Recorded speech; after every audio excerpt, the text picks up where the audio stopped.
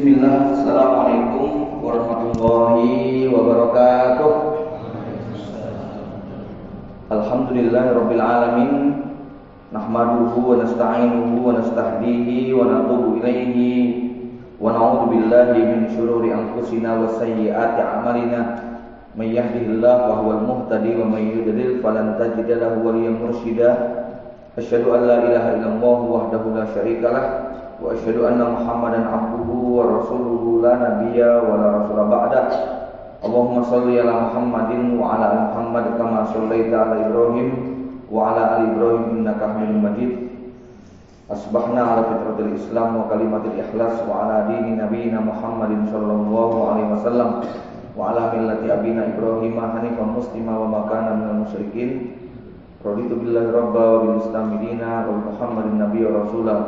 Allahumma inna nas'aluka ilman nafi'a wa rizqan thayyiban wa amalan mutaqabbala. Subhanallah wa bihamdihi adada khalqihi wa ridha nafsihi wa zinata 'arsyihi wa midada kalimatihi wa ba'du.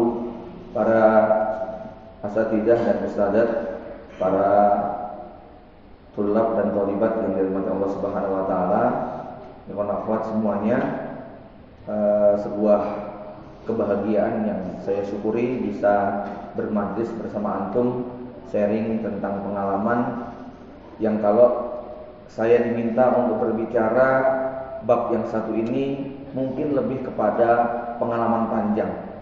Jadi entah kalau saya ditanya apa alasan antum kemudian diamanahi ataupun sering berbicara bab ini, kalau dari akademik tadi sudah dibacakan.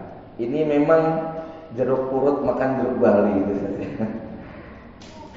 Lulusan KMI ngajar Mahat Ali maksudnya begitu. Jadi bab yang satu ini lebih kepada mungkin barang bukti 12 anak saya ya, yang kemudian menjadi dasar saya harus banyak bicara tentang bab yang satu ini. Setelah lebih dari 10 tahun saya lebih konsentrasi tentang akhir zaman. Namun seiring dengan banyaknya anak tumbuh besar, butuh perhatian, butuh ilmu baru, butuh berbagai macam hal yang akhirnya terutama pasca Ustaz Allahyarham nggak ada, amanah tentang yang satu ini banyak dilimpahkan kepada kami ya. Maka pada kesempatan pagi sampai sore nanti mungkin saya sedikit kalau berbicara tentang fikih klasiknya. Saya lebih banyak berbicara tentang bagaimana pengalaman di lapangan secara mental dan moral, secara psikologi dalam dunia pernikahan yang sangat kompleks, rumit, jelimet. Dan satu kebahagiaan kelak yang nanti akan dirasakan orang beriman ketika mereka semua berjalan menuju gerbang surga bersama wa man sholaha min abaihim wa azwajihim wa zurriyatihim. Di sana akan ada rombongan malaikat di depan gerbang surga mengucapkan kalimat salamun alaikum bima sabartum. Satu nasihat yang saya terima setelah akad nikah lalu jalan-jalan mengunjungi rumah seorang ikhwan tukang jahit di Pondok Ruki yang saya lihat kehidupannya kok berat sekali, suntuk, anaknya rewel, istrinya ngomel. Lalu di situ saya diberi nasihat simple. Setelah nikah tentu kan bulan madu ya, bahagianya. Loh kok tiba-tiba ikhwan ini bilang, Ustaz, saya cuma pesan satu aja dalam rumah tangga. Apa Pak? Sabar, begitu ya. Jadi memang kalau mau kita ringkas perjalanan hidup sekian belas atau puluh tahun nanti yang akan Anda jalani, kesimpulannya cuma satu, sabar. Dan itu nanti kalimat yang akan disampaikan malaikat di depan gerbang surga kepada keluarga yang sukses melewati ujiannya, salamun alaikum bima sabartum. Saya menyampaikan ini mungkin belum bisa dirasakan karena memanglah ya'rifuha illa man zaqaha gitu ya. Maka jujur saya kalau menyampaikan bab yang satu ini kepada para bujangan, pada azibat dan uzab, ini agak kesulitan. Kesulitannya dari sisi merasakan sensasinya. Anda akan mantuk-mantuk tapi sebenarnya dalamnya geleng-geleng gitu loh. Beda kalau saya menyampaikan kepada yang sudah 5 tahun, 10 tahun, 15 tahun berumah tangga, walaupun secara akademik mereka di bawah rata-rata, tapi mantuknya itu kesadarannya itu luar biasa. Dalam banget gitu loh, dahil jidan gitu ya. Pokoknya merasakan dalam sekali bahwa jadi saya bisa merasakan anggukan mereka itu tentang beban berat hidup mereka itu bisa kebaca. Kalau gini paling cuma teoritis semuanya, tapi nggak apa-apa. Ini lebih baik. Saya tetap terima kalau Anda baru bisa memahami anggukan hari ini 10-15 tahun ke depan gitu loh. Ya, jadi tolong momen ini diingat-ingat ya, bahwa nanti apa yang saya sampaikan kalau hari ini masih diketawakan, tapi besok Anda akan merasakan gitu loh, ya. Baik. Tema dasar yang saya bawa ini sering saya sampaikan di judul Super Family, membangun keluarga bervisi surga. Tetapi saya akan melakukan penyesuaian karena di sini banyak bujangannya, ya, sehingga mungkin nanti separuhnya adalah tentang bagaimana kita menjalani rumah tangga. Setelah berumah tangga nanti akan terasa hal-hal seperti ini, dan sisanya adalah mindset yang sangat penting untuk dipahami bagi yang akan berumah tangga. Ya. Kita mulai dari mindset tentang pernikahan. Ini habis ini nggak ada simulasi proses apa gitu saja. Oh enggak, belum ya. Khawatir ya. Oh khawatir. Tegangan Ya. gitu. Baik, karena ada materi tentang tata cara melamar misalnya begitu kan. Bismillah. Oh, Kalau ini gitu. sudah memang waktunya. Oh gitu ya. Sudah Baik waktunya. ya. Baik, ada sejumlah mindset yang harus dimiliki oleh siapapun yang akan memasuki dunia rumah tangga. Karena kita tahu ini ibadah yang sangat istimewa, unlimited, tanpa batas. Batasnya adalah hatta zurtumul maqabir, atau memang berpisah di tengah jalan. Ya. Mindset yang pertama seperti kita memandang gunung yang indah. Rasa ingin menikahi wanita yang dianggap soulmate itu seperti memandang gunung yang indah. Pemandangannya menawan, ada rasa ingin ke sana menikmati semua isinya. Namun, ya lihat Gunung Lawu, gunung yang lain-lain itu Masya Allah. Kalau dilihat dari jarak 50 km itu cantik, biru, kelihatannya indah sekali. Tapi begitu kita mencoba untuk memasukinya, menapaki jalannya, kita baru tahu. Ada jurang yang dalam, ada jalan yang terjal, ada batu yang licin, ada jalan yang sempit, ada tangga yang menukik. Kadang tiba-tiba hujan turun, kabut gelap dan sebagainya. Ya, maka tak sedikit para pendaki itu di pos pertama memutuskan untuk udah deh sampai di sini aja. Gitu. Ya, kayaknya berat, kita bikin tenda di sini aja. Ini ujian pernikahan 1-5 tahun sangat luar biasa. Kenapa? Masing-masing akan mempertahankan egoismenya. Apalagi Anda yang punya jenjang pendidikan tinggi, istri punya jenjang pendidikan tinggi, yang si suami juga demikian. Masing-masing punya pola pikir yang berbeda, dan masing-masing ingin menunjukkan bahwa dia punya cara sendiri. Maka sekeras apapun badai yang datang pada 5 tahun pertama, pesan saya cuma satu: jangan sekali-kali berpikir untuk lompat dari perahu.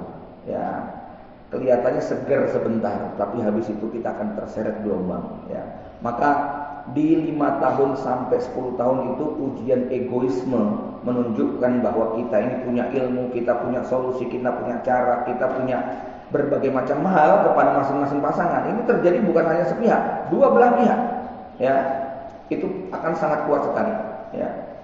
Jadi kalau kita kalau kita sudah punya niat untuk tinggal di gunung, ingat ini acara kita bukan daki, acara kita tinggal di sana. Ya, kalau daki barangkali ingat acaranya bukan singgah tapi sungguh, gitu. Ya, karena banyak yang cuma ketemu pengennya cuma singgah, gitu kan? Ya, tidak sungguh-sungguh untuk menetap, begitu. Nah, niat kita adalah sungguh-sungguh menetap.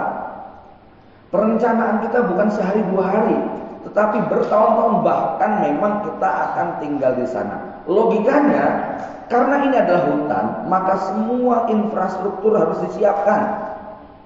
Kabel, pipa air, kemudian sarana dan lain sebagainya, ini harus dibuat dulu sebelum kita memutuskan tinggal di sana.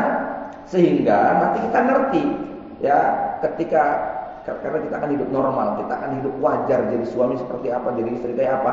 Maka sarana tadi harus kita buat dulu. Nah, proses membuat ini yang cukup panjang.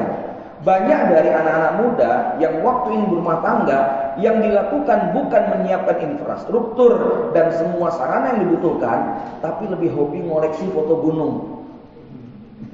Ya, cakep, ini keren dan sebagainya. Ya, dia lupa bahwa yang lebih dibutuhkan itu adalah menyiapkan semua perangkat untuk tinggal selama-lamanya di sana. Ya, maka nggak usah kemudian kita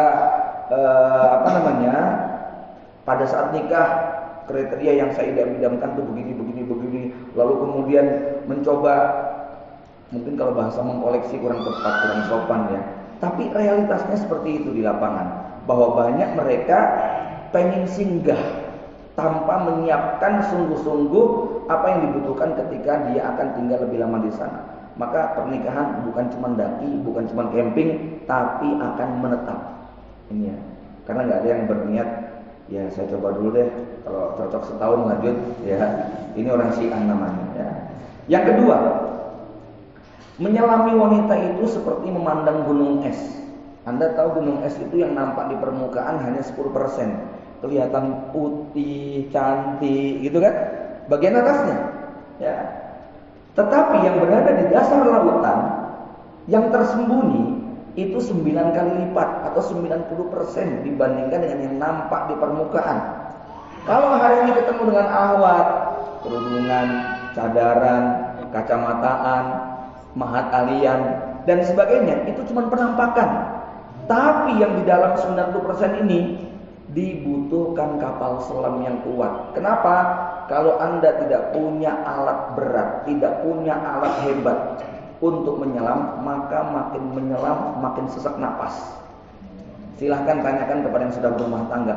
Makin menyelami perasaan wanita, makin sakit hati kita dibuatnya, gitu loh. Ya, kalau nggak cukup mental baja, kalau nggak punya ilmu yang mendalam, nggak punya ini tadi ya kapal selam yang kuat tadi, Anda nggak akan mampu menyusuri semua relung-relung hati, jiwa, perasaan, psikologi perempuan.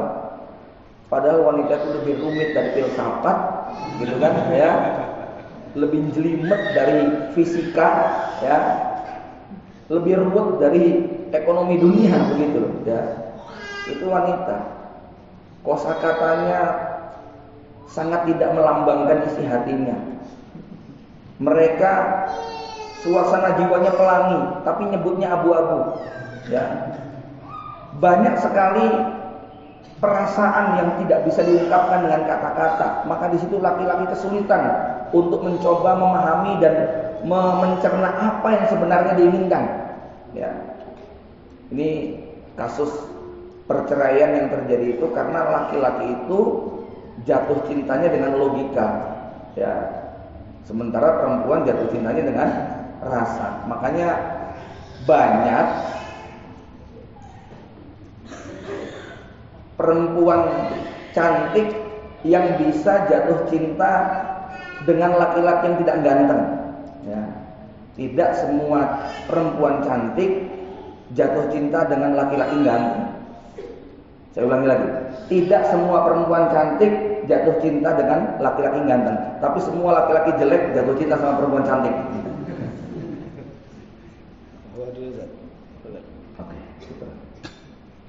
Baik, ini yang membuat penting bagi laki-laki. Nanti kalau sudah berumah tangga baru tahu perempuan itu kayak apa. Ya, karena tadi sebelum menikah yang kelihatan hanya penampakannya aja. Ya, karena ini satu-satunya alasan yang membuat kita kemudian punya rasa suka. Di bawahnya kita nggak ngerti, dan di bawahnya kita baru akan tahu setelah belasan puluhan tahun menjalaninya. Ya, maka jangan hanya modal perahu sampan. Ya, karena Anda hanya akan memahami perempuan dari penampakan, tetapi butuh kapal selam yang sangat kuat sehingga bisa menyelusuri semua sudut-sudut hati jiwanya yang paling dalam. Ya. Yang ketiga, menikah itu ibadah terlama dan terberat. Ia sarana untuk menjaga keberlangsungan manusia untuk tetap menyembah Allah Subhanahu wa taala. Kalau sholat itu dimulai dari takbir sampai salam, puasa dimulai dari terbit sampai terbenam, haji itu intinya di tanggal 8, 9, 10, 11, 12, 13 Zulhijjah, umrah itu selesai dalam hitungan 3 jam 4 jam, tetapi nikah ini dimulai dari angkah tuka wa zawajtuka, berakhir sampai target kita hatta zurtumul maqabir, sampai nyawa yang memisahkan kita. Ada anak nanya, "Bi, biaya nikah berapa sih, Bi?"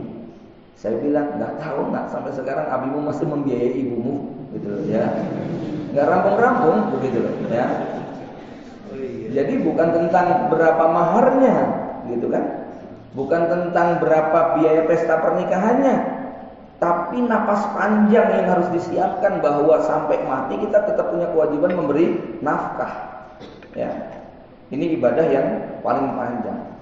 Ingat, ini bukan sprint, ini maraton. Jadi jangan menggebu-gebu di depan, tetapi dihitung betul. Ya, lebih baik kelihatannya santai, ya, kalem, tetapi mampu bertahan sampai akhir. Ya, kadang-kadang ya, terlambat nikah itu jauh lebih baik daripada nikah dengan orang yang tidak tepat, begitu. Sakitnya itu lebih lama, gitu ya.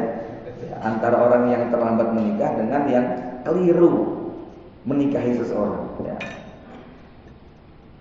Yang keempat, hidup berkeluarga itu sepenuhnya adalah ujian. Ayatnya jelas. A'udzubillahi minasyaitonirrajim. Ya ayyuhalladzina amanu inna min azwajikum wa auladikum aduwwal lakum fahzaruhum. Wahai orang-orang yang beriman, sesungguhnya di antara istri dan anak kalian itu ada yang menjadi musuh. Ini kalau mau kita, ini bukan saya menafsirkan, tapi yang saya rasakan, inna min azwajikum itu ada 3 ya.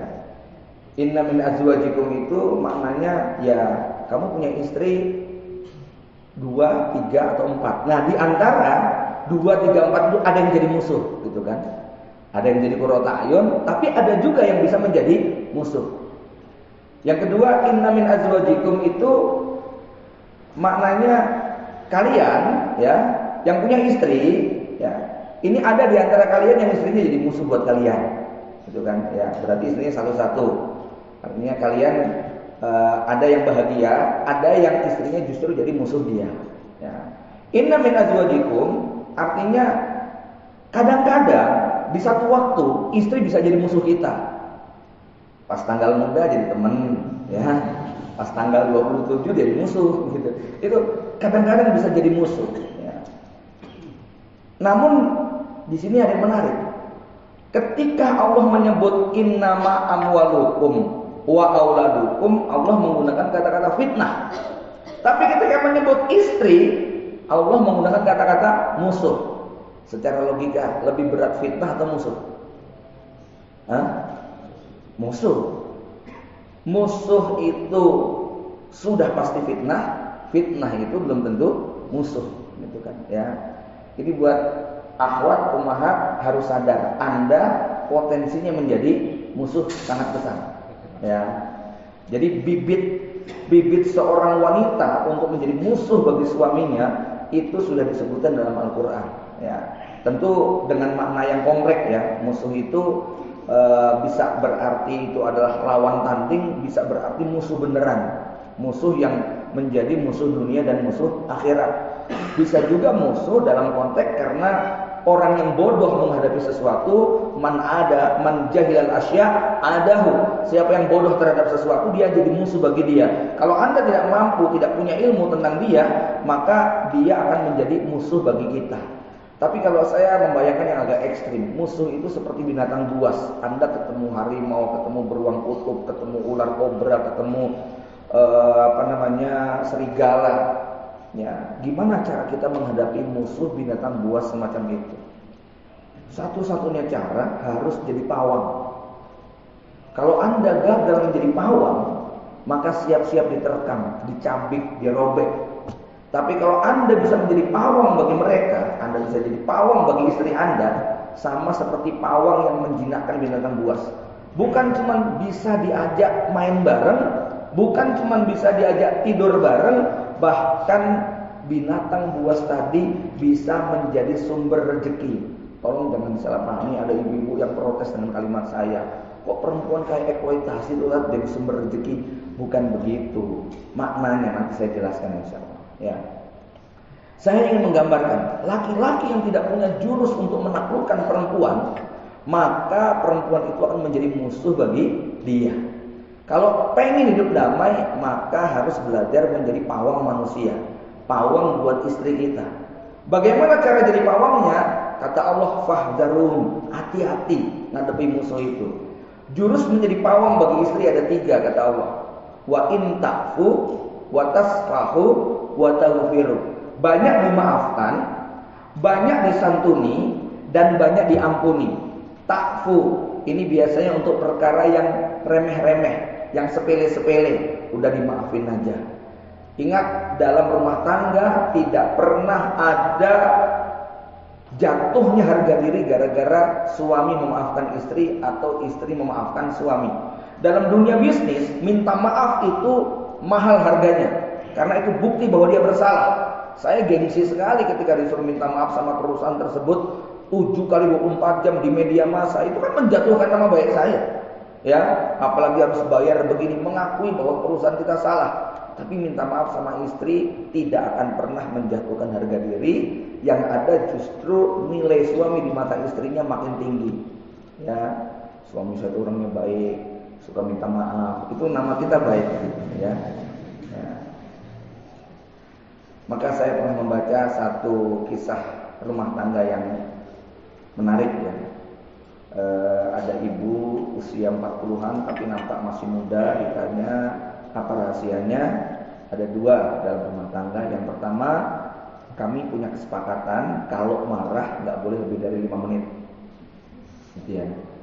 Marah, mangkel, jengkel maksimal 5 menit. Jangan lebih dari 5 menit. Yang kedua, kamu punya kesepakatan kalau terjadi keributan, yang benar harus minta maaf. Ini menarik ini. Yang benar harus minta maaf. Karena selama ini minta maaf identik dengan apa? Salah. Orang mau nggak kira-kira mengakui kesalahan? Jarang ada yang mau. Berat. Secara psikologi itu mengakui diri salah itu berat. Tetapi kalau maaf itu adalah simbol orang benar, orang akan berlomba. Nah, disitulah tidak gengsi untuk minta maaf. Karena mindsetnya yang minta maaf adalah yang benar. Maka orang akan berlomba-lomba untuk minta maaf duluan. Ya. Jurus yang pertama, banyak dimaafkan. Kenapa banyak dimaafkan? Karena perempuan ini punya sifat yang unik. Ya. Dia punya satu gampang pelupa, gitu kan? Ya. Lupa tentang kebaikan suaminya terutama. Ya. Betul, ini Rasulullah sudah mengingatkan tentang yakfurnal ashir, banyak yang mengkufuri kebaikan suaminya, ya. Maka laki-laki harus banyak memaafkan, terutama yang terkait dengan lisan. Perempuan itu meletakkan mulutnya di depan otaknya, ngomong dulu mikir belakangan, gitu kan. Bahkan kadang-kadang ngomongnya nggak pakai, ya, karena di depan otak begitu, ya. Nah, sayangnya laki-laki itu banyak yang menangkap omongan perempuan apa adanya. Padahal harus dicari tafsir dan tafsilnya. Asbabul wurudnya itu apa kalimat ini keluar. Jangan hanya pokoknya menghadapi istri jangan pakai madzhab Zuhairiyah, bahaya. Gitu ya. Harus menggunakan madzhab Hanafi kayaknya ya. Harus ngerti apa makosidnya gitu ya. Kenapa sampai keluar kalimat begini? Ya. Tadi saya bilang isi hati wanita itu seperti pelangi, tetapi yang diucapkan adalah abu-abu. Isi hatinya berjuta rasa. Perempuan punya keterbatasan memilih diksi kata yang tepat untuk mewakili jiwanya. Ya, saya punya klien, dia sudah nggak kuat, nggak tahan, pengen minta cerai. Akhirnya dia ekspresikan dalam bentuk setelah ribut-ribut. Ekspresi dia apa? Masukin baju, ditata ke dalam koper. Sebetulnya waktu dia nata dalam koper, dan dia ceritakan kepada saya, waktu dia nata dalam koper, maunya sama suaminya itu dipeluk, kemudian dibisiki, "Dek, jangan pergi dong, Dek, nanti aku sama siapa, kamu kok tega ninggalkan aku sendirian, mau jangan gitu dong." Maunya digituin, tapi sama suaminya malah dibantuin ngatain baju. Ya, akhirnya udah sekalian. Jadi buat para suami, kalau suatu saat istri bilang, "Aku udah bosen sama kamu," ya, "udah dah, aku udah gak kuat, cukup sampai di sini saja." Sebetulnya bukan gitu maksudnya. Dia itu pengen ngomong, "Mas, mbok yo berubah kok, Mas." Cuman keliru ngomongnya, gitu loh. Karena tadi meletakkan mulutnya di depan otaknya. Kalau laki-laki gimana, Mbak? Laki-laki meletakkan perbuatannya di depan otaknya, berbuat dulu, mikir belakangan. Kawin dulu, izin belakangan. Itu laki-laki itu modelnya, gitu kan ya. Makanya kalau perempuan itu, maaf ya, bukan meremehkan, tetapi dalam banyak kasus di pondok-pondok pesantren, rasa ingin bunuh diri pada perempuan yang terucap itu lebih banyak daripada laki-laki. Tapi saya percaya itu ngomong doang, gitu loh. Ya, kalau laki-laki beda, nggak bilang-bilang tahu ambil tali jemuran, gitu kan. Ada ibu-ibu cerita nangis bilang, "Ya Allah Ustaz, kakak saya laki-laki malam masih tahajud, subuh masih jadi imam, jam 8 gantung diri." Itu laki-laki, diem-diem tahu-tahu hilang, begitu kan ya. Makanya kalau perempuan di pondok nggak kerasan, aku nggak kerasan, aku pengen kabur, tapi nggak kabur-kabur. Kalau laki-laki tahu-tahu, "Tak, izin ke belakang sebentar," celing, hilang, gitu kan ya. Itu laki-laki, berbuat duluan, mikir belakangan. Ya. Ta'fu. Yang kedua, tasfahu. Ini jurus menjadi pawang bagi perempuan. Tasfahu itu bagaimana? Tasfahu itu bersikap santun. Dia marah, kita ramah. Dia pelit, kita baik. Dia cemberut, kita senyum. Dia ngambek, kita dengerin. Ya, pokoknya lawan.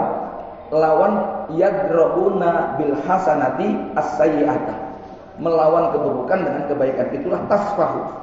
Dan laki-laki kudu kuat, kudu punya stok yang berlimpah, kebaikannya kudu berlimpah.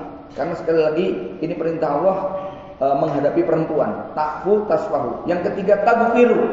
Ini sampai pada kesalahan-kesalahan besar itu harus tagfiru. Ya. Anda nggak akan pernah merasakan ujian seperti Nabi Nuh alaihissalam. Suaminya ceramah, suaminya khutbah, istrinya keliling kampung bilang, "Ojo ngandel karo bojoku, bojoku wong gemblung," gitu. Ada nggak yang begitu? Ada nggak istri ustadz yang kayak begitu? Itu istri Nabi Nuh kayak begitu. Tapi kayak begitu juga Nabi Nuh nggak pernah menceraikan istrinya, nggak pernah menceraikan istrinya. Ya, 1000 tahun loh digituin sama istrinya. Makanya Rasulullah pun disuruh belajar sabar kepada Nabi Nuh. Fasbir kama sabara ulul azmi minar rusul.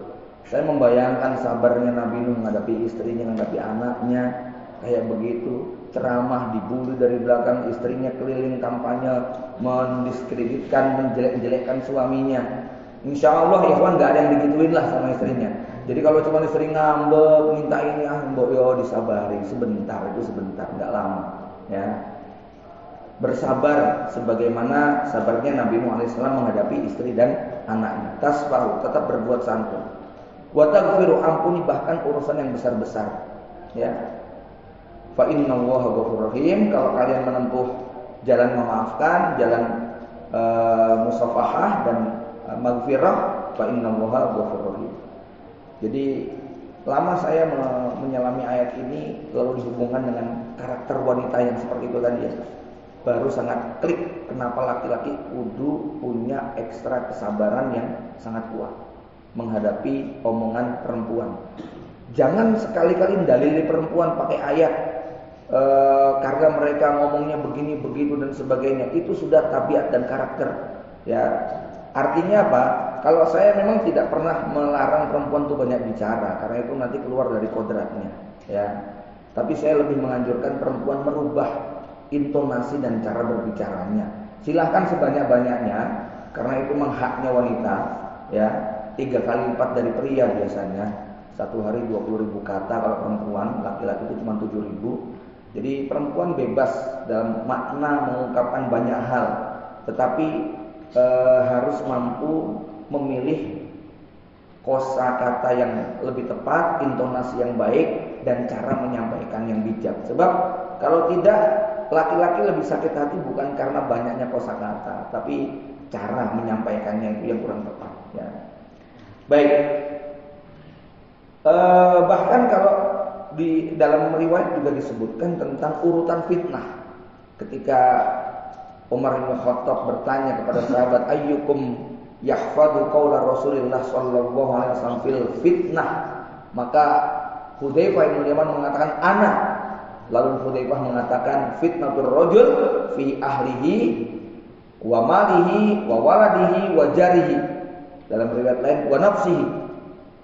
Ya, seseorang akan diuji sama istrinya, nomor satu istrinya. Ya, ujian pertama istrinya karena habis nikah tuh ujian pertama istri. Gitu kan? Ya. Yang kedua anak. Walau alam saya mendapatkan hikmah begini. Kalau suami istri kompak tapi punya ujian pada anak, itu cara menghadapinya lebih ringan daripada punya anak soleh-soleha tapi istrinya durhaka. Itu secara beban moral lebih berat. Ya. Kalau suami istri kompak, anaknya nakal, ayo kita doa bareng-bareng, ayo kita belajar lagi, ayo kita ikut ini ikut. Itu masih enak bicaranya. Tapi kalau yang durhaka itu adalah istrinya, maka ujian bagi laki-laki itu lebih berat ketimbang kalau yang durhaka itu adalah anaknya. Ya. Kenapa? Anak ada batas waktu tanggung jawabnya. Sebutlah kita punya anak umur 30 tahun nakal. Kita akan bilang, saya sudah berusaha. Itu sudah di luar kemampuan saya. Itu sudah bukan tanggung jawab saya. Kan begitu tuh. Tapi kalau istri, mau nikah sampai 50 tahun juga, itu tetap tanggung jawab suaminya. Ya. Maka urutan fitnah itu nomor 1 istri, nomor 2 anak, nomor 3 harta, nomor 4 tetangga. Ya. Nah, logika bahwa pernikahan itu atau rumah tangga adalah ujian, maka seperti logika antum kalau besok ujiannya harus banyak belajar, mengurangi waktu tidur, mengurangi main-main, mengurangi hal-hal yang gak penting, fokus totalitas untuk belajar. Kenapa? Karena ini ujian sifatnya universal, menimpa kepada semua kalangan, tidak hanya kepada yang junior, tetapi juga kepada yang senior. Tidak hanya kepada orang awam, sampai para nabi dan rasul ujiannya pun sangat berat dalam masalah rumah tangga. Jadi jangan disangka bahwa kalau sudah baik-baik semuanya lalu kemudian akan mulus semuanya. Nah, saya ilustrasikan begini. Seandainya kita ini adalah gabungan, seandainya rumah tangga ini adalah gabungan dari kondisi yang sangat super ideal. Yang laki ikhwan, yang perempuan akhwat, yang laki ustadz, yang perempuan ustazah, yang laki hafid, perempuannya hafidoh, sama-sama kaya, sama-sama pinter, sama-sama yang satu ganteng, yang satu cantik, ya, sama-sama keturunan mulia, sama-sama ranking 1, ya, sama-sama lulus tahunnya, ya. Itu andai kata berumah tangga, punya masalah nggak kira-kira? Hah? Apa menes yang orang ayu, orang ganteng, orang pinter, itu nggak nikah aja masalah gitu kan ya, berarti nikah ya. Jadi andai kata kita ini gabungan dari kondisi yang ideal banget begitu kan, itu pasti akan ada masalah. Apalagi kalau kemudian ya kita punya masalah di tempat yang lain ya. Andai kata nikah kita itu di Masjid Darul Wahyain yang mengakadkan Syekh Rosyid Ba'asir, yang mendoakan 300 jamaah semuanya, kalimatnya khusyuk, barakallahu laka wa baraka alaika wa jama'a bainakum fi khair. Nanti begitu kembali menjalin rumah tangga punya masalah enggak? Pasti punya masalah. Bahkan andai kata nikahnya di Masjid Istiqlal waktu aksi 212, ya, yang datang 7 juta orang, semuanya mendoakan sama, doanya barakallahu laka wa baraka alaika, jadi dari Habib Rizik sampai Rizik yang kecil, ya, mendoakan, ya. Itu tetap saja begitu balik lagi ke kampung halaman masing-masing, menjalani rumah tangga sebagaimana lazimnya, maka akan ada masalah. Bahkan andai kata antum nikahnya di Mekah, tanggal 27 Ramadan, malam Lailatul Qadar, di depan Multazam, samping Maqam Ibrahim, pas Lailatul Qadar, yang mengakadkan Syekh Sudes, yang mengaminkan 3 juta jamaah umroh. Nanti bulan madunya di Pantai Laut Merah, nginepnya di Pullman, ya, Movenpick depan Masjidil Haram. Sebelum pulang mampir dulu ke Dubai, ya, terus balik lagi ke Magetan, ya. Kira-kira punya masalah nggak? Pasti akan punya masalah. Bahkan seandainya antum akad nikahnya itu di surga, yang mengakadkan malaikat Jibril, yang mengaminkan miliaran malaikat di Baitul Ma'mur, menikmati segala hidangan sajian surga dari Allah Subhanahu wa taala, tapi habis itu turun ke dunia. Punya masalah nggak? Pasti punya masalah. Ya, banyak nggak percaya belum nikah masalahnya. Gitu ya. Yang tua-tua itu ya saya. Ya Allah, dalam. Ya. Nah, terasa sekali ya. Jadi kalau contoh terakhir yang bertanya, buka kembali cerita Nabi Adam, ya. Bagaimana problematika rumah tangga itu betul-betul nyata.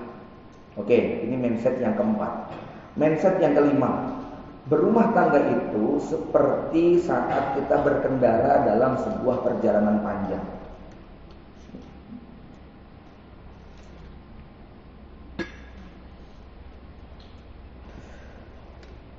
Ini sekali lagi yang bisa merasakan yang sudah berumah tangga, ya. Kadang macet, kadang lancar, kadang mendung, kadang panas terik, ya. Sekali lagi yang bisa menafsirkan yang sudah menjalani, ya. Lancar tanggal 1, 2, 3 itu lancar, gitu kan.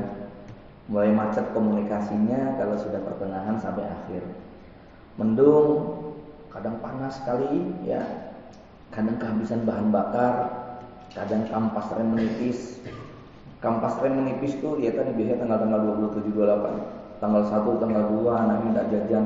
Abi minta jajan beliin permen, es krim ya. Nah, itu tanggal 2 ya. Ntar kalau udah tanggal 27, Umi jajan lagi, gitu kan ya. Gak ngerti apa, lihat ini garam aja habis tuh, ya. Itu kampas rem gampang menipis. Maka konon suami yang baik itu suami yang tidak membeda-bedakan tanggal tua dan tanggal muda saat diajak belanja istrinya. Nyetak duit. Iya, nyetak duit sendiri kata saya Rasul. Masya Allah. Kadang ada juga kendaraan yang nyalip, kendaraan lain yang nyalip bahkan menabrak. Udah damai-damai pas reunian ketemu mantan. Ya Allah. Ya, muncul kenangan lama, ya. Ada reunian itu suami bukan pulang nganterin istrinya malah boncengin temen SMA-nya, ya. Nyalip dari belakang, nggak sengaja, ada SMS, ada dan seterusnya, ya. Kadang hujan, bahkan banjir menggenang. Orang tua sakit, anak kecelakaan, mertua minta supaya pisah rumah dan seterusnya, ya. Kadang ban bocor bahkan meletus atau mungkin ada musibah menghadang, ya.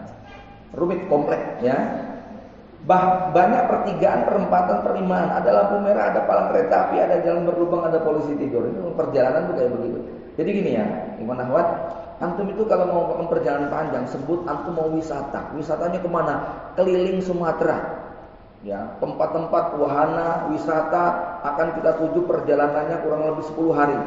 Saya yakin waktu bus pariwisata itu berhenti di depan, antum gegap gempita itu untuk kemudian masuk ke dalam bus tadi. Betapa senangnya, pokoknya masih ceritanya senang-senang semuanya. Iya enggak? Ya. Masuk di dalam masih senang-senang. 1 jam pertama masih senang. Nah, begitu mulai menjalani tadi ya, kejebak macet, kejebak hujan, kejebak jalan berlubang, kejebak ini baru mulai.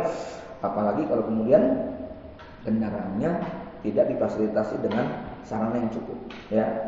Nah, ini banyak pertigaan perempatan. Maksudnya apa?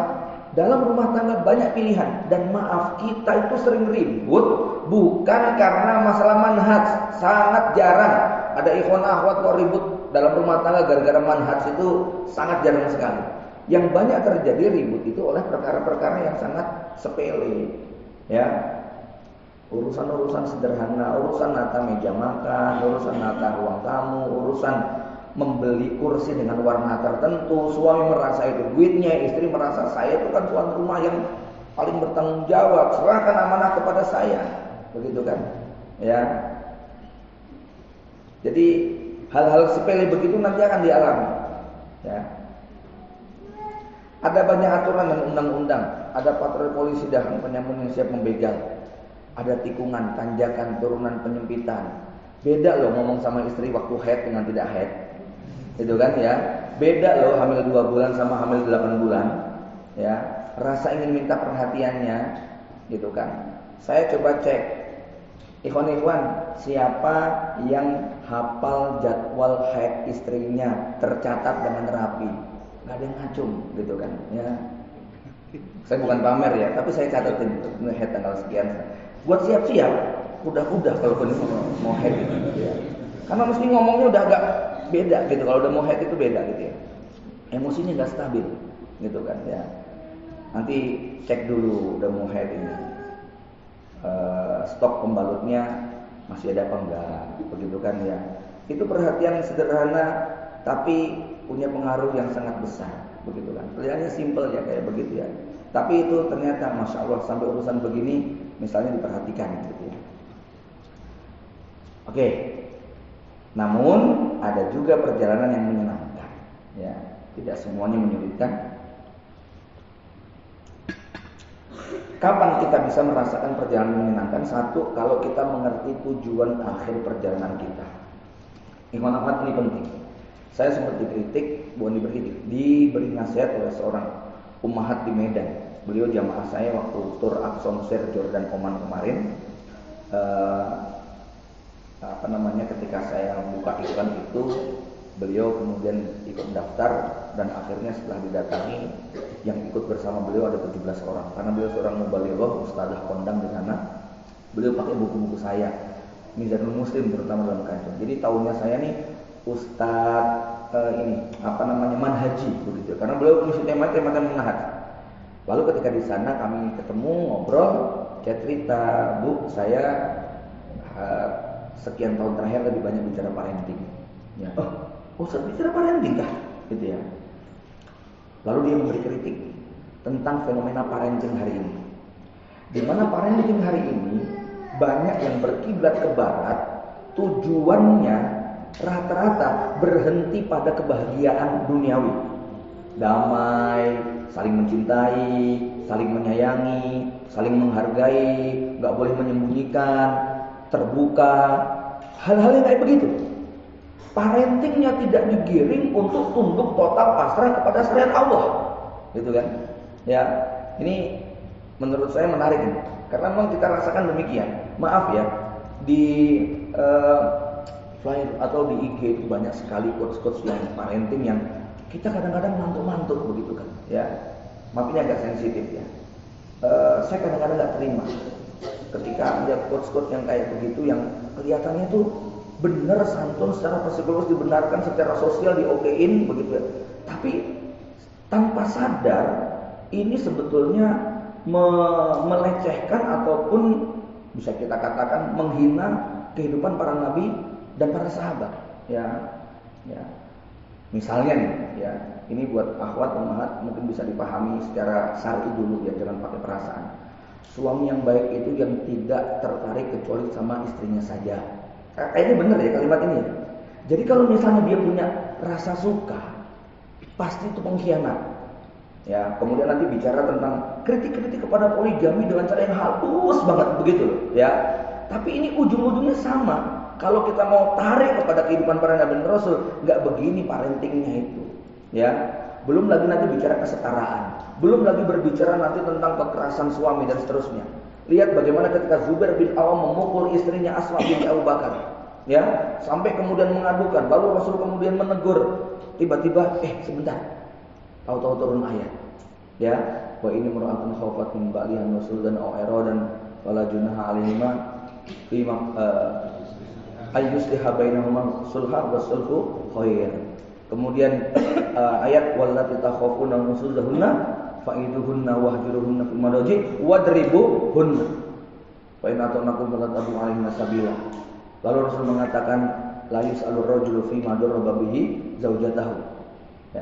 Ya tentu saja di situ ada catatan. Yang penting bukan pukulan yang melukai, begitu kan? Ya, tapi hari ini ada sedikit saja apa namanya, hal-hal yang kira-kira menyinggung perasaan perempuan itu diblok habis-habisan.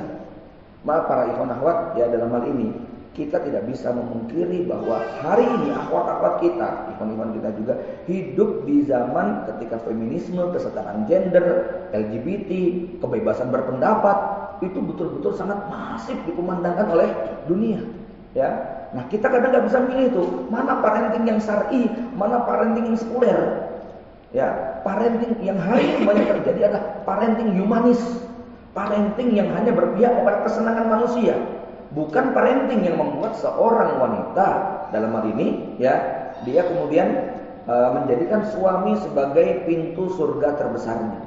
Saya sampai menemukan insight yang masya Allah buat saya tiba-tiba jadi antara ya Allah, mudah-mudahan akhwat kita dikasih karunia ini oleh Allah Subhanahu wa taala. Jadi begini, hadis Nabi yang berbunyi idza sholatil mar'atu khamsaha wa shamat ramadhana wa hafidat farjaha wa ata'at zaujaha, yang hadiahnya adalah qilalah udkhulil jannata min ayyi abwabin syi'ti, masuklah ke surga terserah dari pintu mana saja yang kau suka.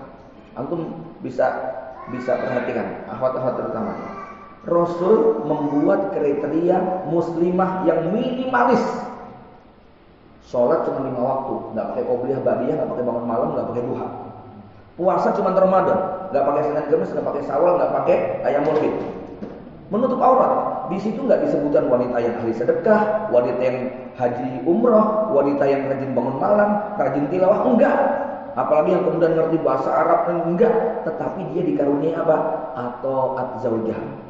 Dari hadis ini saya katakan, saya yakin seyakin-yakinnya, wanita muslimah, hafidah, ustadzah, ahli sedekah, ahli haji, ahli umrah, ahli shaum, ya, muharrikah, mujahidah, tapi tidak diberi karunia ketaatan kepada suami, di akhirat kalah kedudukannya sama wanita kampung yang nggak ngerti apa-apa, cuman sholat 5 waktu, cuman puasa bulan Ramadan, cuman menutup auratnya, tapi dikaruniai ketaatan kepada suami. Itu makomnya lebih tinggi wanita yang seperti ini.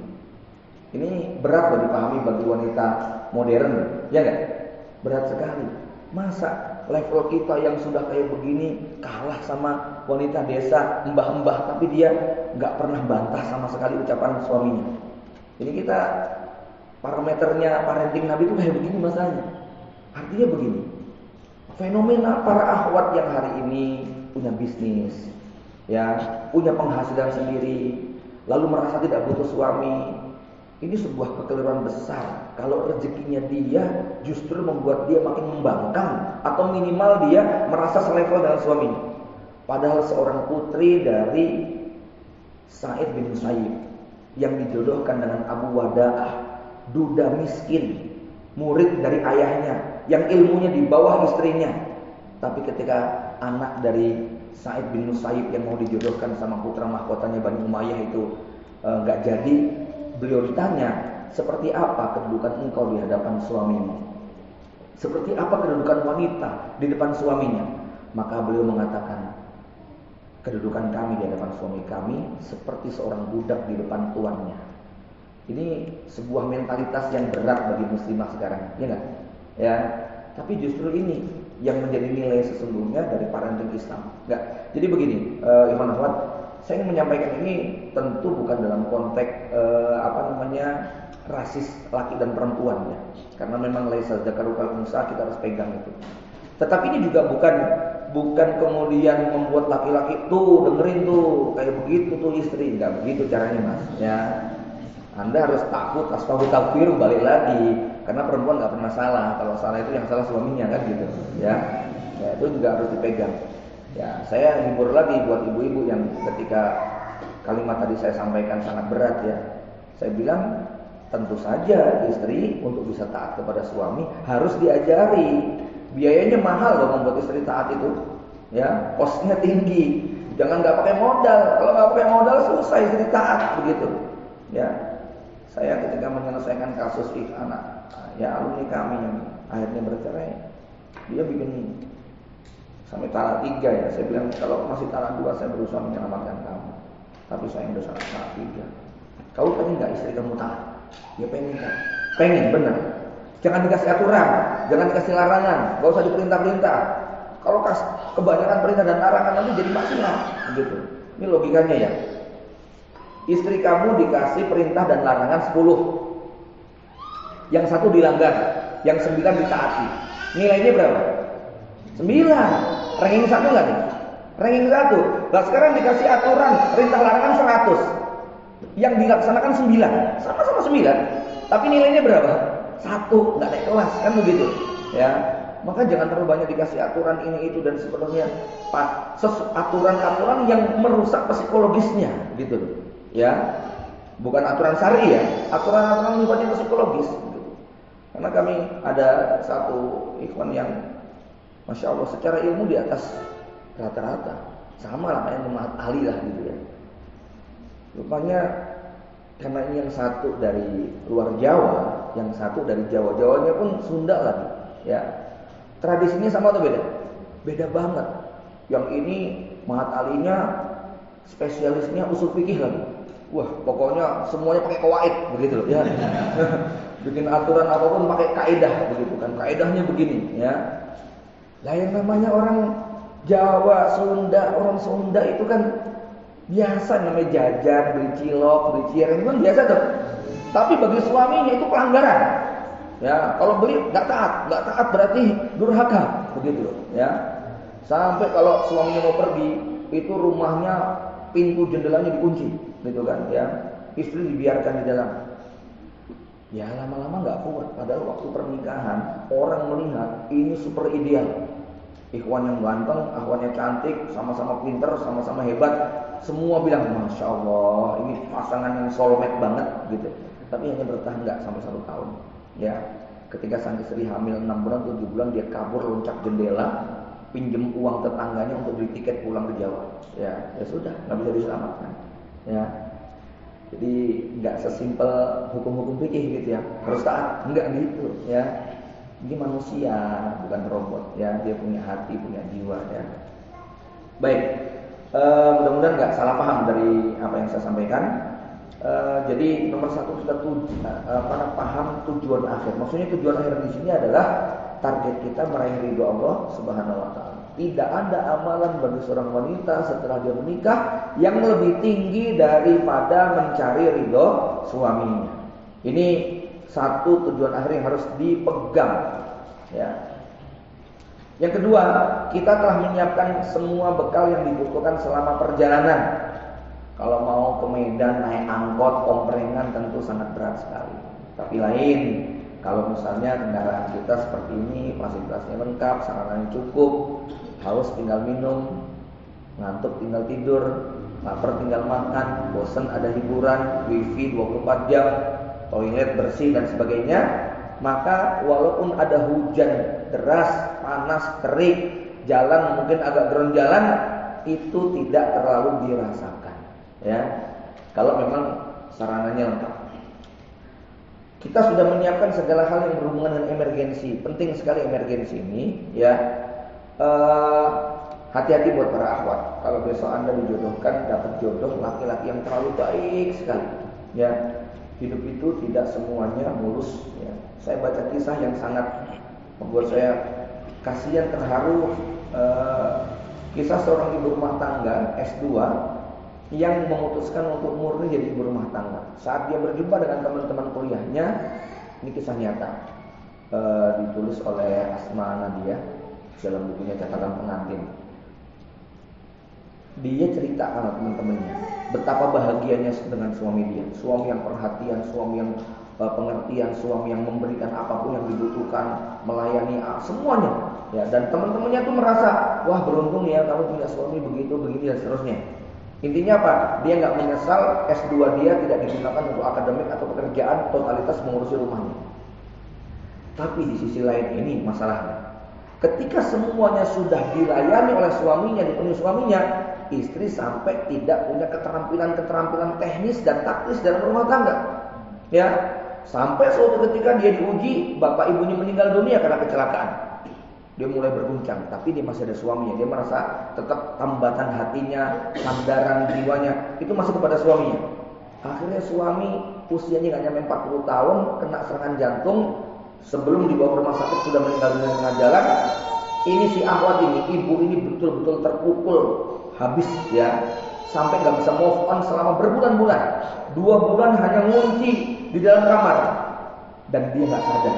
Ya, apa yang terjadi? Yang terjadi adalah rumah berantakan.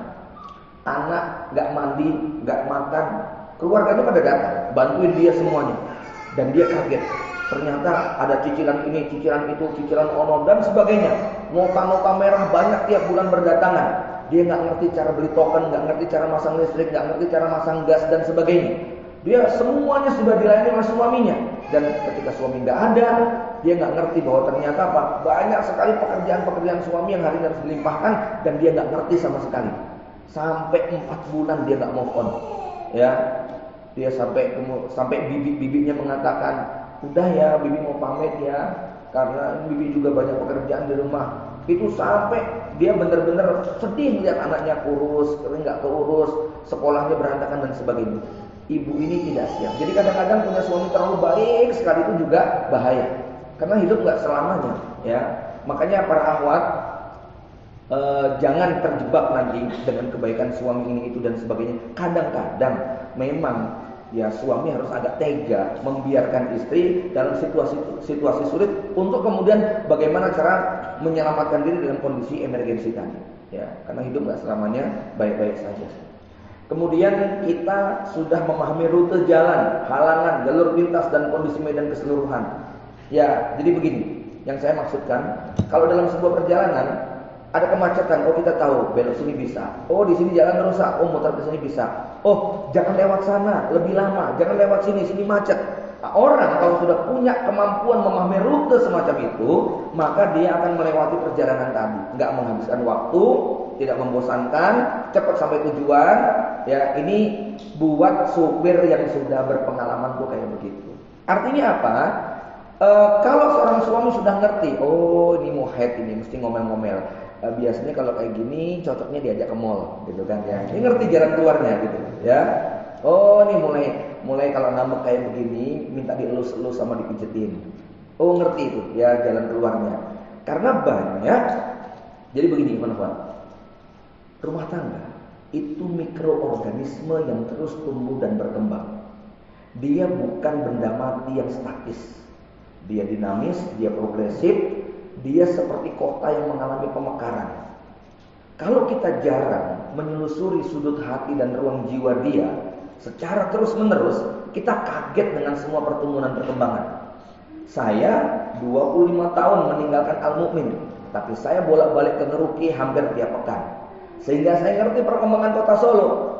Ada bangunan baru di Ngeruki terutama, ya, ada rumah baru, ada masjid baru, ada toko baru, ada pesaing baru, itu ngerti, gitu kan, ya. Teman saya yang dari Medan, yang dari Kalimantan, waktu reuni datang itu kaget, terbingung-bingung. 25 tahun nggak pernah ke pondok. Nyari kamar mandi bingung, nyari dapur udah hilang, nyari masjid sudah berubah semuanya, ya. Nah, walaupun tepatnya sama, tetapi ini dia menggunakan peta 25 tahun yang lalu. Mindset Ngeruki 25 tahun yang lalu. Itu akan tersesat. Nah, kalau saya enggak, saya hafal dengan semua jalur-jalur tadi. Ya, apalagi masuk Arafah hafal, ada apa hafal gitu kan ya. Ya, teman saya kaget masuk Arafah kaget gitu. Duh ini apa? Padahal dulu tempat sobo dia, tempat main dia di situ. Paham di sini? Artinya begini, kalau ada suami yang sudah berumah tangga tetapi jarang menyelusuri relung hati dan jiwanya masing-masing, itu bisa kaget. Umi kok nggak kayak dulu ya? Dulu 36 sekarang 63 ya. Umi kok nggak kayak dulu ya? Biasanya kita datang disuguhi kopi gitu kan ya, gorengan, sekarang boro-boro. Tapi ini masih agak lumayan ya. Ini namanya ke Solo tapi pakai peta Solo tahun 75. Jadi nostalgianya waktu malam pengantin, masih senang-senang bahagia. Lupa kalau anaknya udah 9 sekarang. Gitu kan ya. Yang paling parah itu ya ngomong begini, Umi kok beda sih sama pramugari di Lion gitu. Ini namanya ke Solo pakai peta Jogja gitu loh ya. Paham ya? Pasti nyasar begitu loh. Wong ke Solo pakai peta Solo aja bisa nyasar, apalagi ke Solo pakai peta Jogja. Nah, maka masing-masing orang harus menyelami perasaan dan kejiwaan pasangannya. Kenapa? Tadi dia progres dan tumbuh berkembang. Ya. Kalau nggak pernah mengikuti seperti itu akan dibuat kaget. Tahu-tahu diem-dieman. Ketika di pengadilan baru cerita semuanya, gitu kan? Ya.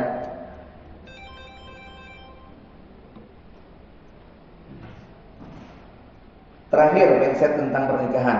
Mengarungi bahtera rumah tangga itu seperti memasuki arus sungai. Kalau kita memasukinya tanpa persiapan, bekal, pengetahuan, dan perlindungan, kita akan tersiksa oleh derasnya arus sungai. Kita terseret, hanyut, terbentur, tersangkut, tersiksa oleh deram yang membuat timbul tenggelam, tersedak, dan akhirnya di ujung perjalanan tubuh kita terbujur kaku, membiru, menggelembung. Ada anak muda mancing di pinggir sungai Elo, pas musim hujan kepleset, ya sudah jatuh. Sungainya sama, derasnya sama, dalamnya sama, kenceng arusnya sama, jeramnya sama, cuman cara masuknya beda. Pakai perahu karet, pakai helm pengaman, pakai rompi pelampung, menggunakan dayung, ada instrukturnya, masuknya pelan-pelan. Ya, gimana rasanya? Mendebarkan tapi mengasihkan. Saya pernah ajak seluruh anggota keluarga sampai balita-balitanya sewa 8 kapal. Selesai acara saya tanya, gimana? Pengen lagi nggak? Pengen, begitu kan ya. Tapi kalau yang tadi anak muda mancing kepleset ditanya gimana pengen mancing lagi? Kapok aku gitu ya. Ya. Jadi ada yang ditanya pernikahannya gimana?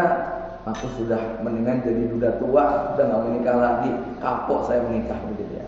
Tapi ada yang ditanya gimana antum menikah? Nyesel saya. Kok nyesel? Kenapa nggak dari dulu? Gitu ya.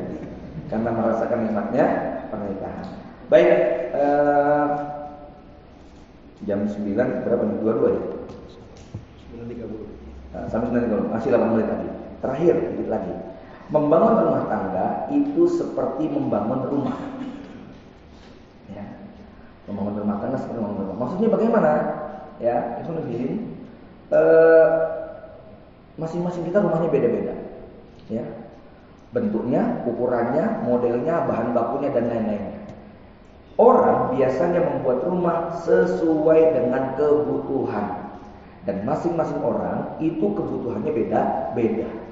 Yang bagus menurut dia belum tentu bagus menurut kita. Yang cocok bagi dia belum tentu cocok untuk kita. Ini bangunan bagus nggak? Bagus nggak? Tapi kalau buat rumah tangga cocok? Nggak cocok. Nggak ada ruang tamunya, nggak ada toilet kamar mandinya, nggak ada dapurnya, kan begitu. Tapi buat tablik akbar, buat kajian tepat, gitu ya. Ini penting untuk memandang nanti dalam bab visi misi ini ya, tentang visi misi. Karena masing-masing kita karakternya, kebutuhannya itu beda-beda. Maka harus mencari tempat yang tepat. Ya, bangunan ukuran 3x4 cocoknya untuk kos-kosan, nggak cocok untuk kemudian tablik akbar. Ya, gudang cocok untuk gudang, tapi dia nggak bagus kalau untuk rumah tangga macam itu. Maka dalam hal ini, kalau Anda berkaca kepada rumah tangga orang lain, jangan buru-buru dipraktekkan. Ya, belum tentu dia cocok untuk kita.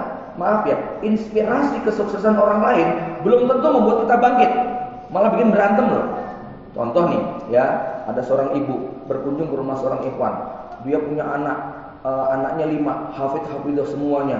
Umur 5 tahun itu sudah hafal 5 juz, yang umur 7 tahun sudah hafal 8 juz, yang umur sekian. Itu ibunya yang anaknya nakal, yang anaknya mutung sekolah tadi, dengerin itu cuman Masya Allah ya, Masya Allah ya. Itu kira-kira pulang ngomong sama suaminya ribut atau damai?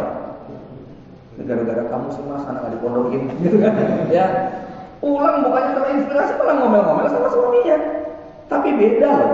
Kadang-kadang kita ketemu sama rumah tangga yang itu di bawah kita, pulang malah terinspirasi. Ya, contohnya ketika beberapa ikhwan akhwat datang ke rumah saya, tahu anak saya nggak lulus sekolah, tuh anak saya ubati aja nggak selesai sekolah, nggak apa-apa kok Mi, gitu loh. Malah damai dia, nggak merasa jatuh gitu ya, merasa insya Allah tuh kayak anak saya ubati nggak sekolah juga bisa sukses kok, misalnya begitu ya. Itu justru malah mengambil ilmu dari yang gagal gitu kan. Kalau mencontoh yang baik-baik itu malah kita kadang-kadang stres, ya. Ya sama lah, kalau kita berguru atau kita melihat bangunan yang bagus, pulang itu malah jadi kurang bersyukur kadang-kadang. Maka tidak semua yang bagus buat orang lain bagus buat kita. Pak Sutri sakit-sakitan, memutuskan untuk punya anak 2 saja karena memang vonis dokter begini begitu dan sebagainya. Kunjungan datang ke rumah kita, cerita tentang anak dan sebagainya. Suaminya singgol, tulumi, gitu kan? Ya, malah jadi berantem jadinya. Belum tentu apa yang saya jalani cocok buat orang lain, dan belum tentu yang cocok buat dia cocok bagi kita. Ya, maka dalam hal ini masing-masing harus menemukan ruang yang tepat. Belum lagi nanti berbicara tentang modal. Lah, lahannya cuma 50 meter. Maksakan, aku tuh pengen punya rumah yang ada lapangan golfnya, ada kolam renangnya, ada, ya nggak jadi begitu kan? Ya, maka 50 meter itu akan sangat indah sekali kalau kemudian kita lihat perbandingan yang tepat untuk ukuran tadi. Bapak Ibu ikhwan akhwat yang dirahmati Allah Subhanahu wa taala, maka nanti masing-masing pasangan tentu harus menyesuaikan. Oh, ini calonnya ustadzah dengan ustadz, ya. Hidupnya sudah habis di dunia ilmu, mengajar ini itu dan sebagainya. Tentu bentuk rumahnya bukan rumah bisnis, begitu kan? Ya, latar belakangnya anak kiai, ini juga anak kiai, kan begitu? Ya, wajar kalau kemudian lingkungannya adalah lingkungan pesantren. Oh, ini anaknya dokter, ini anaknya pengusaha, kayaknya cocok bikin rumah sakit, begitu kan? Ya, dan seterusnya. Maka dalam hal ini berumah tangga itu bukan sekedar bersama-sama, tetapi mempersiapkan kebersamaan yang sesungguhnya. Banyak yang hanya melihat pada penampakkan, tapi lupa bahwa seiring waktu, karena ini ada progres, tumbuh berkembang, ya. Jadi begini, yang disebut soulmate itu bukan secara tiba-tiba ya, nggak ada soulmate tiba-tiba itu. Ya, kenapa? Pernikahan itu yang disebut kecocokan dalam pernikahan hanya 10%. Yang 90% apa? Penyesuaian. Ini kalimat penting. Ya, kecocokan dalam nikah itu hanya 10%, yang 90% adalah penyesuaian, menyesuaikan situasi yang terus tumbuh, berubah dan berkembang. Baik, Muhyiddin. Baik. Ya, bisa. Ini sesi pertama saya cukupkan dulu, tepat ya, sesuai dengan materi tentang mindset pernikahan. Waktu saya kembalikan pada moderator. Assalamualaikum warahmatullahi wabarakatuh. Waalaikumsalam warahmatullahi wabarakatuh. Sebetulnya masih ada sampai jam 10 kurang seperempat Ustaz. Tentang taklim, tapi tidak mengapa. Oh, gitu ya. Ya. Apa? Nanti masuk pada bagian keduanya. Oh, begitu. Ya. Baik, sekarang kita akan masuk ke sesi tanya jawab. Bagi yang tadi sudah menulis pertanyaannya, silahkan dikumpulkan kepada yang paling depan, baik Ivan ataupun Putri, ataupun juga dari asatidzah dan ustadzah ya. Karena mungkin itu lebih mengenai apakah